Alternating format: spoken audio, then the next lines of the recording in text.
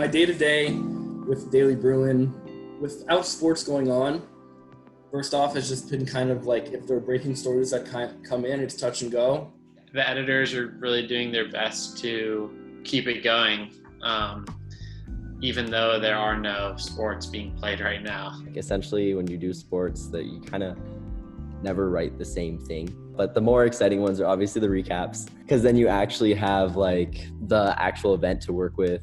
My last story that I wrote, the guy who clinched the point for UCLA, he did a little dance at the end, and you get to bring in essentially everything that you see because you can actually go to the events, you know? I did a feature last year on a climber at UCLA. It was like an idea that I had had in my head for a while for an article, and I pitched it to my editors, and they gave me the green light. To see it posted with the photos was a nice moment, like always seeing your work go live. I think also it was like something that people hadn't really read about that much previously. So it felt like it was something new and like more interesting than just a normal article. Definitely the last game, when UCLA went up to the like Pacific Northwest trip when they played UW. So I grew up in Seattle, and it kind of meant a lot to me to see them play like my hometown Huskies. Some of the players give a lot better interviews than others, and when you get a player who gives you a really good interview where he gives you very genuine responses, he's like, you know, when a player just can't stop laughing because he's so happy during the interview, you can really feel that passion for his sport.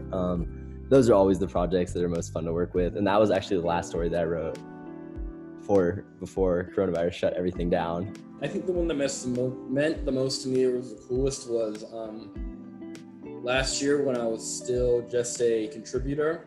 I wrote a feature about a women's basketball player named Charisma Osborne, and it was just really cool for me to just go through all the interview process with her, and I don't know, get to write like really long form piece. I mean, at the end of the day, right, the impact that I want my pieces to have is that I can kind of, if people haven't watched it, to kind of bring the excitement that the players have when they play, to bring them stuff like, oh, this guy missed 8 match points in a row. You know, stuff that you wouldn't necessarily see in a box score. Obviously, UCLA is very historic sport programs, and not just football, basketball, baseball, that kind of stuff. So I guess a good goal would to be people just get to find out more about other sports, like the niche people who are fans of men's tennis, you know, and not just football.